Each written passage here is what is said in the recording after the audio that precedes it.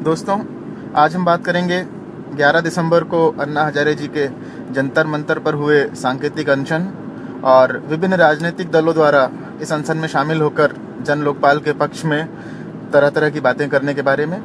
साथ ही हम बात करेंगे युवा पीढ़ी के इस अनशन में शामिल होकर देश के भविष्य के निर्माण में आ सकने वाली कठिनाइयों के बारे में।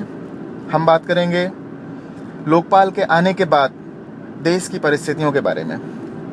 मित्रों, मैंने देखा 11 दिसंबर को अन्ना हजारे जी का जो अनशन था उसमें बहुत सारे राजनीतिक दल के प्रतिनिधि भी शामिल हुए। सबने अपनी अपनी बातें रखी, सबने अपना अपना पक्ष रखा। एक रूपता कहीं नज़र नहीं आई, सबके अपने तर्क थे और सारे ही लोगों की बातों में एक चीज़ साफ झलकती नज़र आई कि सब अपनी अपनी राजनीतिक रोटियां सेक रहे हैं। हर दल जो भी बात कह रहा है वो इसलिए नहीं कह रहा है कि वो देश के आम जनमानस का हित चाहता है, बल्कि हर दल केवल इसलिए कह रहा है कि वो चाहता है कि आज किस तरह से मैं प्रसिद्धि बटोर लूं, आज किस तरह से मैं देश के सामने अपनी बातों को रखकर देश में सर्वश्रेष्ठ साबित हो जाऊं। स्वाभाविक है, यदि मैं होता उस जगह पे तो मैं भी यही करता। मुश्किल तो तब होती जब मैं सत्ता में होता, सरकार में होता और मुझे वास्तव में कुछ करने की नौबत आती। चूंकि मैं विपक्ष में बैठा होता या वो लोग जो ये सारी बातें कर रहे हैं वो विपक्ष में बैठे हैं, तो सत्ता की अपेक्षा विपक्ष की जिम्मेदारियां कम होती हैं और विपक्ष आमतौर पर माना करता है कि सत्ता के या सरकार के किए हुए हर कार्यकलाप पर यदि वो उंगली नहीं उठाएगा तो जनता को ये एहसास नहीं हो पाएगा कि विपक्ष मजबूत विपक्ष है। इसलिए विपक्ष सरकार के द्वारा किए हुए हर कार्य पर उंगली उठाने की कोशिश करता है। हर कार्य पर विपक्ष चाहता है कि सरकार को 2 कदम पीछे हटना पड़े ताकि जनता के बीच में एक संदेश जा सके कि वो पार्टी जिसे हमने बेशक सरकार ना सौंपी हो लेकिन आज हमारे लिए सजग खड़ी दिखाई दे रही है, आज संसद में हमारे लिए आवाज उठा रही है और सरकार को मनमानी नहीं करने दे रही है। जबकि सोचने और देखने वाली बात है कि सरकार जो कर रही है या सरकार जो करती है वो मनमानी नहीं है, वो जनता की आवाज है। क्योंकि यदि उनके पास बहुमत नहीं होता, यदि जनता उन्हें नहीं चुनती, जनता अपना प्रतिनिधित्व उनके हाथों में नहीं सौंपती, तो शायद वो सरकार में नहीं बैठे होते। तो स्वाभाविक तौर पर ये बात तो मानना ही चाहिए कि जो लोग सत्ता पक्ष में हैं उन लोगों के साथ जनता है, बहुमत उनके साथ था, इसलिए सरकार उनके हाथ में है। दूसरी बात, विपक्ष जो है स्वाभाविक तौर पर इनकी नीतियों को जनता ने नकारा था, इनके वायदों को जनता ने खोखला समझा था या इनके द्वारा पिछले कार्यकाल में किए हुए कार्य इतने संतोषजनक नहीं थे कि जनता इन्हें दोबारा चुनती या जनता इन्हें दोबारा देश की बागडोर सौंपती। तो ये कहने में जरा भी हिचकिचाहट मुझे नहीं होगी कि वो लोग जो उस सांकेतिक अनशन में अन्ना जी के साथ शामिल हुए थे, ये सब वो लोग नहीं हैं जिन्हें जनता ने अपना विश्वास देकर के भेजा है, बल्कि ये वो दल का प्रतिनिधित्व कर रहे हैं जिनको जनता ने किसी एरिया से, किसी क्षेत्र से जरूर अपना बहुमत दिया होगा तो ये संसद में आए हैं, लेकिन पूरे देश की जनता ने इन्हें बहुमत नहीं दिया था, इसलिए सरकार में नहीं है। बड़ी विडंबना की बात है, उस दिन मैं देख रहा था उसी मंच से कहा जा रहा था कि भारतीय जनता पार्टी ने अपने कार्यकाल के दौरान सीबीआई का दुरुपयोग किया। उसी मंच से और भी विभिन्न राजनीतिक दल के लोगों को अरविंद केजरीवाल जी विभिन्न तरह की टिप्पणियों से नवाज रहे थे और उसके कुछ ही देर बाद वही भारतीय जनता पार्टी, जिन्हें कहा जाता है कि आपने अपने कार्यकाल में सीबीआई का दुरुपयोग किया है, वो आते हैं और अन्ना हजारे जी के पक्ष में बोलने की बात करते हैं। क्या राजनीतिक स्तर इतना खराब हो चुका है? अब क्या राजनीतिक लोग अपने राजनीतिक फायदे के लिए इस हद तक जा चुके हैं कि यदि कोई व्यक्ति उन्हें बुरा भी कह रहा है, कोई व्यक्ति उनके दामन पर कीचड़ भी उछाल रहा है, तो ये उचित नहीं समझते कि उस बारे में अपना स्पष्टीकरण दें? मुझे लगा था अरुण जेटली जी जब अपनी बात कहना चालू करेंगे तो सबसे पहले इस बात का काट रखेंगे, ये बात रखेंगे कि नहीं, भारतीय जनता पार्टी ने सीबीआई का दुरुपयोग नहीं किया। परंतु अरुण जेटली जी ने स्वीकार किया कि हाँ, सीबीआई का दुरुपयोग होता आया है। मेरे ख्याल से ऐसे मसलों पे तो सीबीआई को सामने आना चाहिए, सीबीआई को कहना चाहिए, सीबीआई को अपनी बातें रखना चाहिए, लेकिन सीबीआई भी खामोश बैठी है। क्या हम मान लें कि सीबीआई के लोग इस चीज को स्वीकार कर रहे हैं कि हाँ, हम राजनीतिक कठपुतली हैं या हम सरकार की कठपुतली हैं या हम वही करते हैं जो सरकार चाहती है? और यदि ऐसा नहीं है तो सीबीआई को अपने प्रतिनिधि के माध्यम से या किसी और माध्यम से, जो भी तकनीकी रूप से सशक्त माध्यम हो सकता हो, उसके माध्यम से सामने आना चाहिए और देश के आवाम को, देश के आम जनमानस को बताना चाहिए कि सीबीआई एक निष्पक्ष जांच एजेंसी है। सीबीआई इस तरह से किसी सरकार के अधीन जरूर आ सकती है, लेकिन किसी सरकार के कहने पे, किसी सरकार के इशारे पे गलत काम नहीं करती है। ये बात शायद सीबीआई से ज्यादा अच्छे से और कोई स्पष्ट नहीं कर सकता, वरना आज अरविंद केजरीवाल जी इल्जाम लगा रहे हैं सीबीआई पर, कल सड़क पे भीड़ लगी होगी, शहर के शहर भरे होंगे जो सीबीआई के ऊपर इल्जाम लगाएंगे। तब क्या करेगी सीबीआई? इस तरह से सीबीआई का खामोश बैठ जाना यह साबित करता है कि सीबीआई अपने ऊपर लगाए जा रहे तमाम इल्जाम को स्वीकार कर रही है। वहीं दूसरी तरफ मैंने एक चीज और देखी उस दिन जंतर मंतर में, कि देश के तृतीय और चतुर्थ श्रेणी कर्मचारी, सी और डी श्रेणी के जो कर्मचारी हैं, उनको मंच से लगातार सबसे भ्रष्ट कहा जा रहा है। जितने भी टीवी में आजकल इंटरव्यू हो रहे हैं लोगों के या जो डिबेट चल रहे हैं, उन सब में ये बात प्रमुखता से उठाई जाती है कि देश का आम जनमानस सी और डी श्रेणी के कर्मचारियों के भ्रष्टाचार से त्रस्त है, या देश में सर्वाधिक भ्रष्ट सी और डी श्रेणी के कर्मचारी हैं।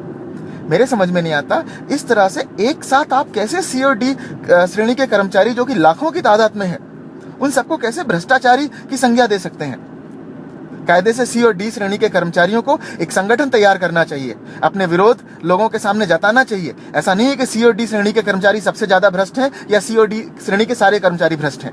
मैं मानता हूं होंगे, भ्रष्ट होंगे, भ्रष्टाचार है, इस बात पे कोई इंकार नहीं कर रहा है, लेकिन इस तरह से एक लाठी से सबको हाँकना, एक बात सबके लिए रख देना। आज सी और डी श्रेणी के जो कर्मचारी हैं उनके यूनियन को सामने आना चाहिए, उन्हें भी एक बार सड़क पे उतरना चाहिए और देश के आम जनमानस को बताना चाहिए, और एटलीस्ट उन लोगों को तो आना ही चाहिए जो भ्रष्ट नहीं है। जो भ्रष्ट है, मानता हूं मैं कि उनका खून नहीं खौल रहा होगा, उन्हें लग रहा होगा कि ये तो सच्चाई है जो कही जा रही है, लेकिन वो लोग जो ईमानदार हैं, वो लोग जिन्होंने अपने खून पसीने की कमाई से अपने घर को पाला है, रिश्वत का एक पैसा अपने घर नहीं लाए, वो लोग जो अपने भौतिक सुख संसाधन की चीजें नहीं जुटा पाते हैं सिर्फ इसलिए कि वो ईमानदार हैं, वो लोग जिनके बच्चे आज भी साइकिल में चलते हैं इसलिए कि वो ईमानदार हैं, या पैदल चलते हैं इसलिए कि वो ईमानदार हैं, उन सबको सामने आना चाहिए। इस तरह के लोग जब सी और डी श्रेणी के कर्मचारी जो कि लाखों की तादाद में है, पर इस तरह के झूठे इल्जाम लगाने में तुल जाए, तो मेरे ख्याल से इनके यूनियन को सामने आना चाहिए, इन कर्मचारियों को सामने आना चाहिए और संकेत देना चाहिए सरकार को कि हम इतने भ्रष्ट नहीं है या हम भ्रष्ट नहीं है। लेकिन नहीं, वो भी खामोश बैठे हैं। ऐसा लगता है उनमें भी स्वीकारोक्ति है, उन्हें भी लग रहा है कि हाँ, ये बात सही कही जा रही है, हम ही सबसे भ्रष्ट हैं। न्यायिक जवाबदेही लगातार कहा जा रहा है न्यायपालिका में सबसे ज्यादा भ्रष्टाचार है। आज यदि न्यायालय की कोई छोटी सी बात ना मानी जाए या न्यायालय के किसी आदेश की अवहेलना कर दी जाए, तो न्यायालय की अवमानना का केस चलता है। टेलीविजन, अखबार, मीडिया, ये सब इन्हें सर्व प्राथमिकता के साथ दिखाते हैं कि न्यायालय की अवमानना हुई है, और कोई न्यायालय को भ्रष्ट कह रहा है, कोई न्याय को भ्रष्ट कह रहा है, कोई हमारी न्यायिक व्यवस्था पे प्रश्न चिन्ह लगा रहा है, यह अवमानना नहीं है। हमारे देश का न्यायालय खामोश बैठा है। ये मान लिया जाए कि न्यायालय या न्यायाधीश इस बात को स्वीकार कर रहे हैं। मुझे नहीं लगता कि यह स्वीकार करने योग्य बात है, और मुझे नहीं लगता कि न्यायालय में या न्याय के क्षेत्र में इस तरह का भ्रष्टाचार होगा। अपवाद की मैं बात नहीं करता, लेकिन जिस तरह से सार्वजनिक रूप से सभी न्यायिक अधिकारियों को, न्यायाधीशों को एक साथ भ्रष्ट कहा जा रहा है, मुझे नहीं लगता कि इस तरह से खामोश बैठ करके और इन बातों को सुनना चाहिए। यह अवमानना है न्यायालय की, यह अवमानना है हमारे देश की न्यायिक संरचना की। किसी ना किसी को तो सामने आना चाहिए। दोस्तों, इस माहौल से हम कुछ नहीं हासिल करेंगे। हाँ, हम हासिल करेंगे तो सिर्फ हमारे देश की जो संरचना है उसके खोखलेपन को, हम हासिल करेंगे तो हमारी लोकतंत्र की डगमगाती तकदीर को, हम हासिल करेंगे तो इस संसद की गरिमा को बाजार और चौराहों में बिकना। दोस्तों, हमें बाहर आना चाहिए, हमें सड़कों पे आना चाहिए, हमें इस तरह के किसी भी इंसान के इरादों का विरोध करना चाहिए जो पूरे देश की व्यवस्थाओं के खिलाफ सड़क पे उतर जाए और देश की हर एक व्यवस्था को, देश के हर एक कार्यकलाप को गलत कहने पे तुल जाए। जब तक आप भ्रष्टाचार की बात करते थे, मैं समर्थन देता था। मैं शुरू से कहता आया कि मैं जन लोकपाल का विरोधी नहीं हूं, लेकिन आज मैं कह रहा हूं कि जन लोकपाल का विरोधी हूं। मैं इसलिए विरोधी हूं कि जन लोकपाल यदि देश की तमाम संसदीय मर्यादाओं को ताक पर रखकर बनाया जाएगा, जन लोकपाल यदि लोकतंत्र की गरिमा को ताक पर रखकर बनाया जाएगा, जन लोकपाल यदि हमारी न्यायिक संरचना को ताक पर रखकर बनाया जाएगा, जन लोकपाल यदि हमारे लाखों करोड़ों तृतीय चतुर्थ श्रेणी के आन, मान और शान को ताक पर रखकर बनाया जाएगा, जन लोकपाल यदि भारतीय की भारतीयता को ताक पर रखकर बनाया जाएगा, तो ये जन लोकपाल नहीं है, ये देश में फूट डालने का एक बहुत बड़ा कानून है।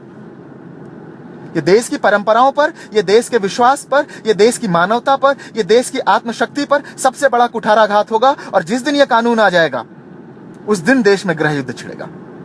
वो दिन दूर नहीं जब हमारा देश, हमारे ही देश के कुछ ऐसे लोग जो इस तरह के कानून की वकालत कर रहे हैं, इनके किए हुए कर्मों की वजह से विश्व स्तर पर शर्मिंदगी महसूस करेगा। दोस्तों, भ्रष्टाचार की खिलाफत करिए, भ्रष्टाचार के खिलाफ जोर शोर से आवाज उठाइए, भ्रष्टाचार बर्दाश्त मत करिए, भ्रष्टाचार का अंग मत बनिए, भ्रष्टाचार मत पनपने दीजिए। इन सब जगह पे मैं आपके साथ हूं, लेकिन देश, राष्ट्र, गरिमा, परंपरा, मान, मर्यादाएं, इस नाम की भी कहीं कोई चीज होगी, उन्हें खोजने की कोशिश करिए। मैं उन तमाम जनता से पूछना चाहता हूं जो जंतर मंतर पर उस दिन खड़े थे, और जब कोई भी राजनीतिक दल का व्यक्ति, प्रतिनिधि मंच पे खड़े होकर बात कर रहा था, तो उसकी बात सुनने के लिए कई लोग तैयार नहीं थे, बीच में बातों को काट रहे थे, बीच में नारे लगा रहे थे। यही हमारा देश है। अन्ना हजारे, उनकी टीम कहती है हम लोकतंत्र का सम्मान करते हैं। ये वो लोग हैं जो लोकतंत्र का सम्मान करते हैं, लेकिन लोकतांत्रिक तरीके से चुनी हुई सरकार का अपमान करते हैं। ये लोकतंत्र का सम्मान तो करते हैं, लेकिन राजनीतिक दलों से घृणा करते हैं। ये लोकतंत्र का सम्मान तो करते हैं, लेकिन नेताओं से नफरत करते हैं, नेताओं को चोर बताते हैं, राजनीतिक दलों को गलत कहते हैं। क्या हासिल कर पाएंगे हम? ये सब यदि इसी तरह से चलता रहा, लोग यदि इसी तरह की बातें सड़क पे करते रहे, हर फैसले यदि इसी तरह से सड़क पे होने लगे, हर फैसले के लिए कोई भी संगठन तैयार हो जाए और विपक्षी लोगों को साथ लेकर के और देश में एक माहौल बनाने की कोशिश करे, वो दिन दूर नहीं, देश के उतने टुकड़े हो जाएंगे जितनी देश की आबादी है। यदि आप आज भी राष्ट्र को बचाना चाहते हैं, यदि आज भी आप देश की संप्रभुता, देश की एकता, देश की अखंडता के बारे में सोच सकते हैं, इन चीजों को समझ सकते हैं, तो एक बार जरूर सोचिएगा। भ्रष्टाचार तो मिट जाएगा, लेकिन गृह युद्ध खत्म नहीं होगा। भ्रष्टाचार तो मिट जाएगा, लेकिन ये जो संगठन तैयार हो रहे हैं, इन्हें दोबारा आप कभी नहीं रोक पाओगे।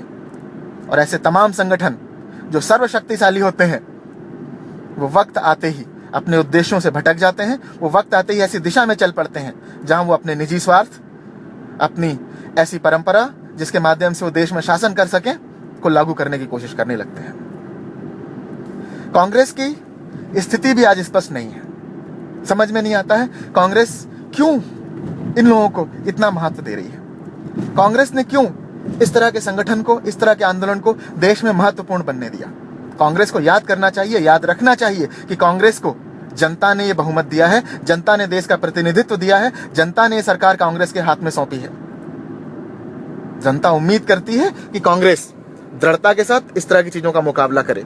मैं तमाम राजनीतिक दलों से भी पूछना चाहूंगा, या राजनीतिक दलों से भी निवेदन करना चाहूंगा कि जहां तक भ्रष्टाचार की लड़ाई है, आप अन्ना हजारे जी का साथ दीजिए। जहां तक जन लोकपाल बिल का सवाल है, आप अन्ना हजारे जी का साथ दीजिए। मैं भी अन्ना हजारे जी का साथ देता हूं। लेकिन जब देश की संसदीय मर्यादाओं की बात हो, जब देश की संसदीय परंपराओं की बात हो, जब लोकतंत्र की बात हो, जब चुनी हुई सरकार की बात हो, जब आम जनता के द्वारा दिए हुए वोट की बात हो, तो कृपा करके इसे देश के भविष्य में बहुत बड़ा कुठाराघात समझते हुए ऐसे लोगों का कतई साथ ना दें जो इन सब चीजों को खोखला कर दें, जो देश के लोकतंत्र पे एक दीमक की तरह भिड़ जाए और देश का लोकतंत्र एक दिन दुनिया का सबसे कमजोर लोकतंत्र बन जाए।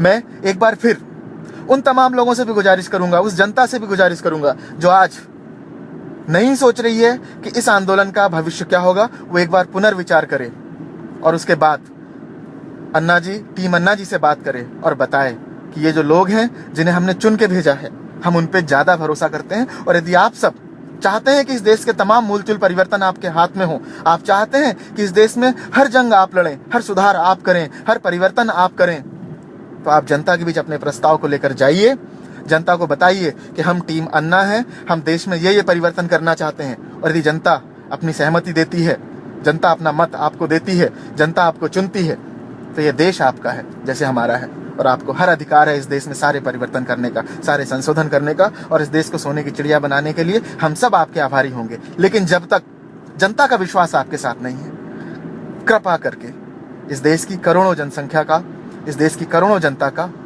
जो बहुमत है उसको समझने की कोशिश करिए और इंतजार करिए तब तक जब तक कि जनता अपना विश्वास आपके साथ नहीं देती है। धन्यवाद।